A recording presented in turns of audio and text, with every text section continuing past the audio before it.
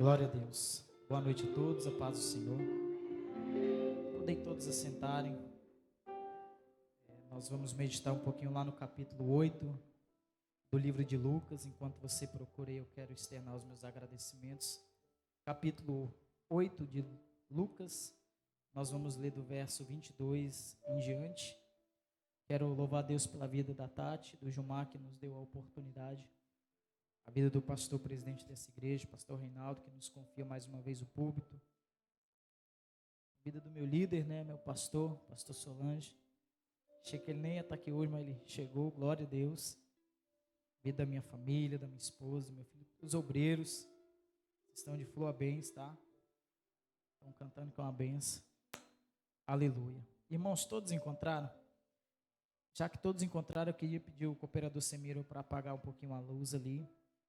Ninguém vai ler nada por enquanto. Queria pedir que você fechasse seus olhos.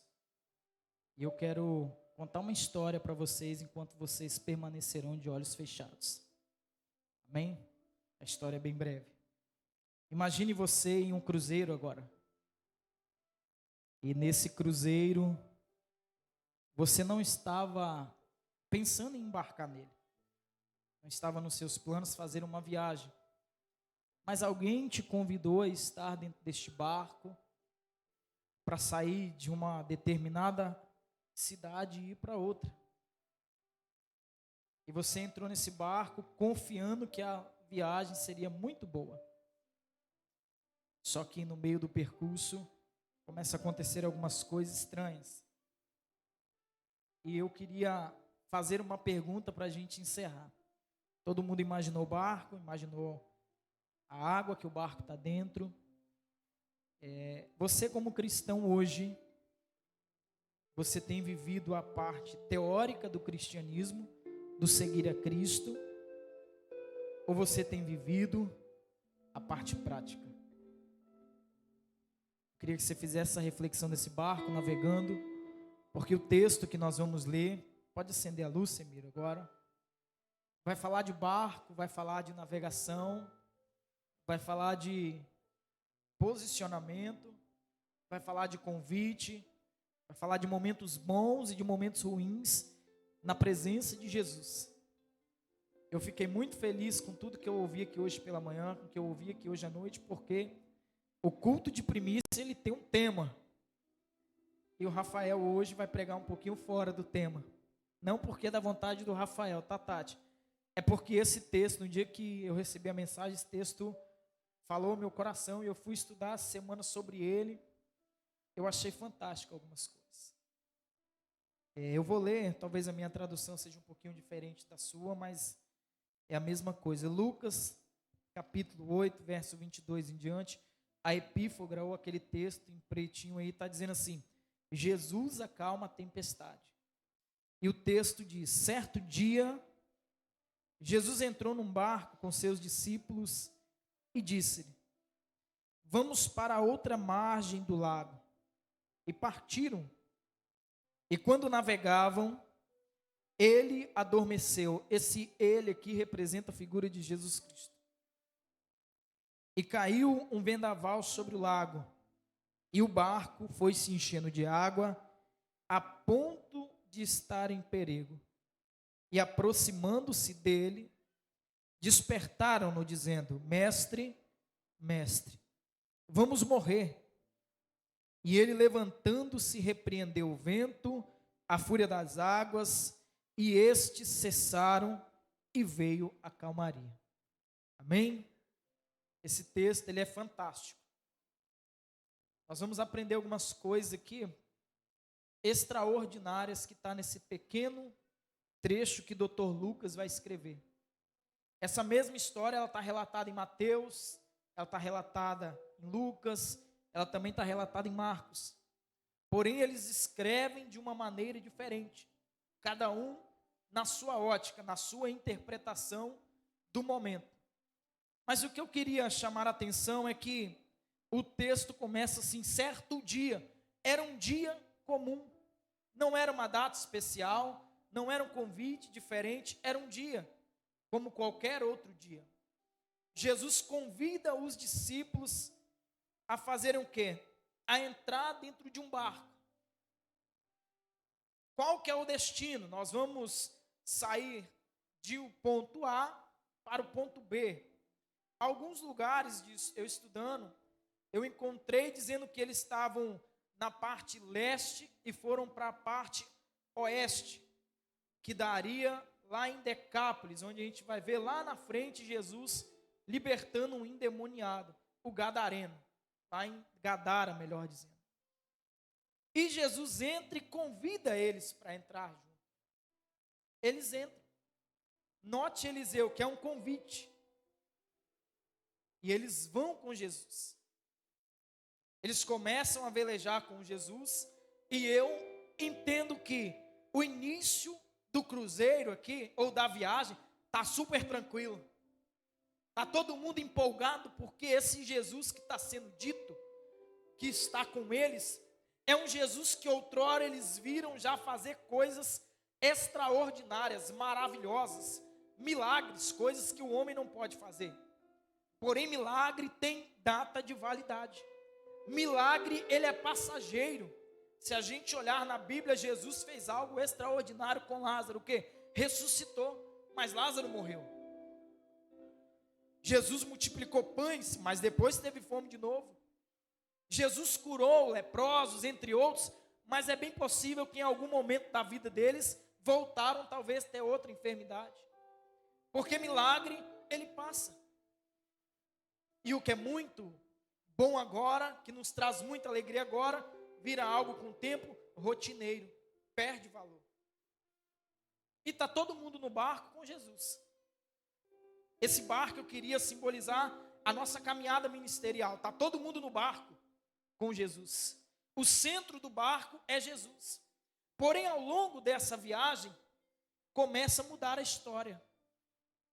Aonde estava tranquilo, agora tem o quê? Uma tempestade de vento, a Bíblia vai dizer. E essa tempestade de vento começa a encher o barco de água. Eu parei para refletir nisso e eu cheguei às seguintes conclusões.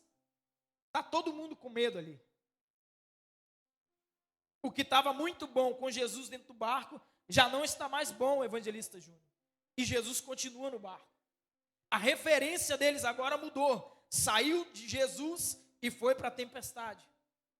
Observem que todas as vezes que nós estamos vivendo algo que está fora da nossa rotina, fora dos nossos planos, do script que nós traçamos para a nossa vida, geralmente a gente perde a referência de Jesus.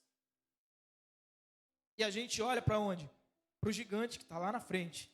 Seja o desemprego, seja doença, seja a situação caótica que o povo gaúcho está passando. E isso vem como um soco no estômago, gera um impacto, e muitas vezes nós oscilamos na nossa fé. Lembra da pregação de hoje de manhã? Quem estava lá? Era o povo de Deus, que já tinha visto coisas extraordinárias no deserto. Só que a galera lá do fundo estava fazendo o quê? Reclamando, estava murmurando, despertou a ira de Deus. Perderam a referência. Quando nós paramos na caminhada, nós perdemos a referência. Saímos do centro. E a viagem no barco continua. Só que os discípulos agora começaram a olhar o tempo, o mau tempo, o vento, que geralmente quando se fala em vento é um momento caótico, e viram que tinha água entrando dentro do barco. Pensaram, vamos morrer. Desses discípulos, vale lembrar aqui, que alguns eram pescadores. Certamente já tinham enfrentado dias difíceis dentro do mar. E Jesus está dormindo como se nada tivesse acontecendo. Chamou minha atenção que, aonde Jesus está, a tranquilidade permanece. Aonde Jesus está, a paz continua. Eu vou falar isso aqui porque está dentro da Bíblia. Para imaginar, Eliseu, você dentro de um cruzeiro, no Atlântico Sul, uma ventania danada, entrando no barco, água dentro do barco, do navio, e alguém dormindo como se nada tivesse acontecendo. Nós, como somos seres humanos, nós somos limitados, a primeira coisa que a gente vai falar, esse indivíduo, ele deve ser doido, ele deve estar bêbado, não está sozinho não, porque será que ele está vendo que esse trem vai dar ruim? A gente está falando é de Jesus, e Jesus está dormindo. Eu parei para estudar essa semana, e eu fiquei pensando depois, em casa, dentro do quarto, eu falei, será que lá onde que Jesus estava sentado, era o mesmo barco, lá não estava nem balançando, não estava caindo uma água, será em Jesus, para pelo menos acordar por causa da água? É porque era o mestre. Eles estão tão desesperados que eles vão lá acordar o mestre. Por que Jesus estava dormindo, gente? Jesus está dormindo porque ele é homem. Ele é Deus? Era Deus, mas era homem. Jesus estava cansado. Imagine aí, Jesus tinha acabado de contar umas parábolas lá para o pessoal, feito uns milagres. Jesus estava precisando repousar um pouco, descansar. E alguém tem uma ideia, vamos acordar o mestre. E nós vamos lá com o pé na porta, vamos dizer assim, porque eles já chegam e falam bem assim, mestre, ô Jesus, não te importa com que nós pereçamos? A pergunta aqui, o contexto aqui, é desespero misturado com afronta, porque o discípulo chega, é a mesma coisa de você chegar para alguém e falar bem assim, ô Reinaldo, você não está preocupado não com o que eu estou passando aqui, eu estou morrendo, e você está aí tão tranquilo? É o que eles estão falando para Jesus aqui. Imagina Jesus com a cara meio amarrotada, abrindo o olho sem saber o que está acontecendo, porque estava dormindo. Jesus acorda, deve ter dado uma olhada em volta, pensado por que está todo mundo preocupado desse jeito. Levanta tranquilo, porque o texto não fala que Jesus estava desesperado, ele estava dormindo, então eu imagino que ele vai levantar super tranquilo, deve ter ido na ponta mais alta do barco e falado, ô vento, sossega aí, aquieta-te. Eu imagino agora os discípulos tudo com o olho regalado, porque está todo mundo com medo já mesmo, já estava tenso, agora ficou pior porque o vento parou, e manda o mar se acalmar. Ficou tudo tranquilo de novo, sossegado. Eu parei para ficar pensando nisso lá em casa. E eu queria estar lá para olhar para a cara dos discípulos agora. Porque o que era medo agora virou espanto. Porque o texto vai mostrar para a gente, todo mundo espantado, e falando assim, quem é esse? Ou seja, eles ainda não conheciam Jesus. Não conhecia Jesus, Neilton. Porque parou o vento, parou o mar, e a gente pergunta, quem é esse? Que até o vento obedece. Que até o mar se acalma. Irmão, quantas vezes somos nós dentro desse barco? Quantas vezes nós entramos no barco, o nosso ministério agora, aceitamos Jesus, gente, é lindo aceitar Jesus, nós entramos no barco, Jesus fala assim, ó, vamos mudar de direção agora. Jesus muda a direção porque precisa mudar a direção das nossas vidas. Você está lá no mundo, Jesus vai lá e fala assim, ó, agora nosso barco vai caminhar para cá. O que você fazia não vai poder fazer mais. Se bebia, não vai beber mais. Se usava uma cocaína, não vai poder usar mais. Ah, eu gostava da pornografia, não vai poder gostar mais. Ele está mudando a situação da sua vida. O barco da sua vida tem que sair do ponto A para ir para o ponto B. Juliana hoje vai ficar doido comigo, por quê? Mas vamos embora, Ju, você é capaz. Jesus está mudando a nossa história.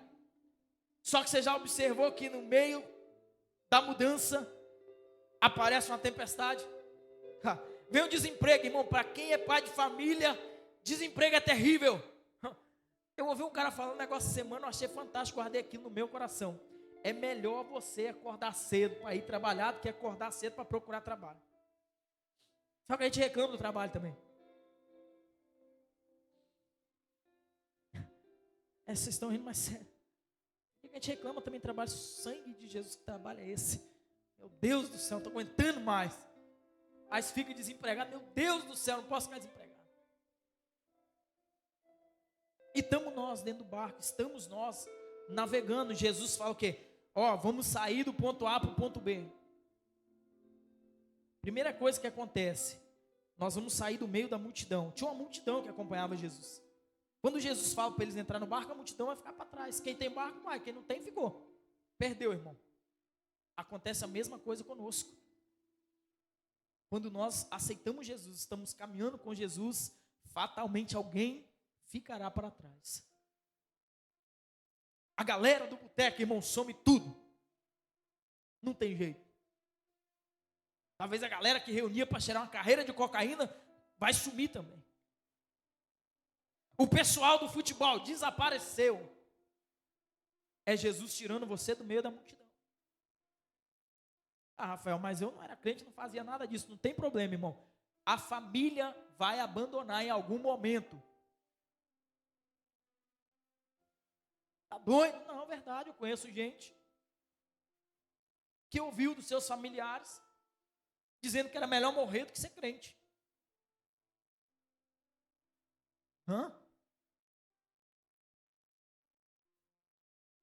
Só que em algum momento a gente vai lembrar de fazer algo que é chamar Jesus. Não que Jesus esteja dormindo aqui. Jesus só está precisando ouvir a nossa oração. Jesus só está precisando ouvir alguém clamar.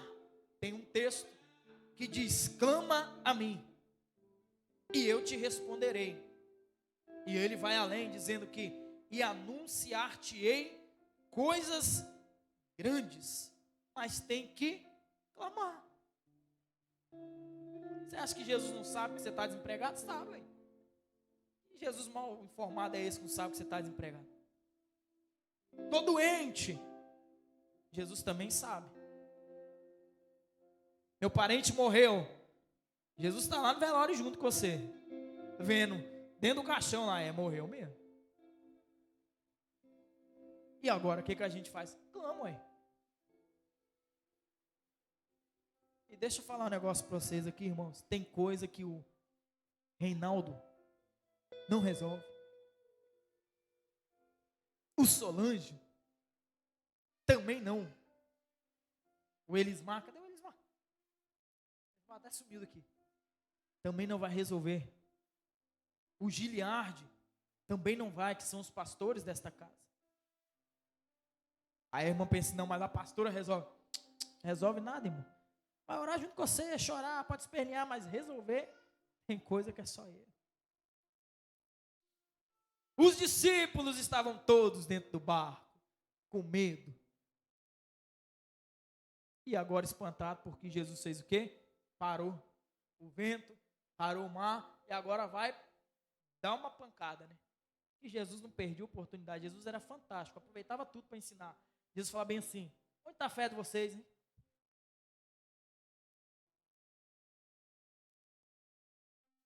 Eu imagino que nessa hora o silêncio foi estarrecedor lá. Porque, gente, não é o primeiro momento que eles estão com Jesus, pastor. Não é o primeiro momento antes que eles estão vendo aquele homem chamado Jesus. Eles já tinham visto coisas maravilhosas, gente. Já tinham visto coisas extraordinárias, fantásticas, milagrosas. E Jesus fala: cadê a fé de vocês? Eu não vi ninguém respondendo aqui no texto.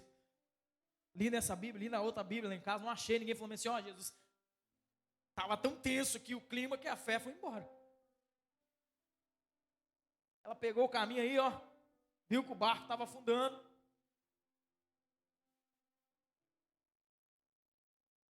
Esse texto chamou a atenção porque Jesus vai falar isso para eles, vai perguntar onde está a fé deles. Não era para diminuir eles, não. Nas entrelinhas aqui, Jesus está dizendo assim: olha, precisa crer. Estava ruim? Estava, mas precisa crer. Jesus já sabia que ia ter uma tempestade lá, que o vento ia soprar um pouquinho mais forte. Já sabia que ia entrar água dentro do barco, mas precisava crer. E crer quando o barco balança é difícil. Crer quando o vento sopra é difícil. Mas outrora, a gente precisa, ou nós precisamos, nos posicionar. em crer. Porque, irmão, viver coisas com Cristo, quando está tudo bem, é fácil. Nós falamos que é cristãos, ou que somos cristãos, somos crentes. Quando está todo mundo de boa, é maravilha. A gente pula, sapateia, roda, dá cambalhota. Agora, quando a giripoca pia, quando fica difícil, dá trabalho para crer. Dá trabalho. Eu ouvi a missionária Fátima falando do povo gaúcho, eu fiquei pensando, tem algumas pessoas que conheço lá. E eu fiquei refletindo no que ela disse aqui, porque fatalmente a igreja lá clamou. Eu acredito nisso. Quantos irmãos dobrou o joelho na madrugada e falaram: Senhor, guarda minha casa, guarda minha família, cessa essa chuva. Nenhum dia lá, teve um dos dias lá que choveu 800 milímetros, nenhum dia. E a previsão de continuar chovendo. Você acha que ninguém orou? Livra a gente, Jesus. Cessa a chuva no céu, mas continua chovendo. Imagina, eu fiquei vendo no YouTube esses dias. Imagina você olhando sua casa indo embora, seu sonho indo embora, o trabalho de uma vida inteira indo embora, seus projetos indo embora. Como é que a gente continua crente assim?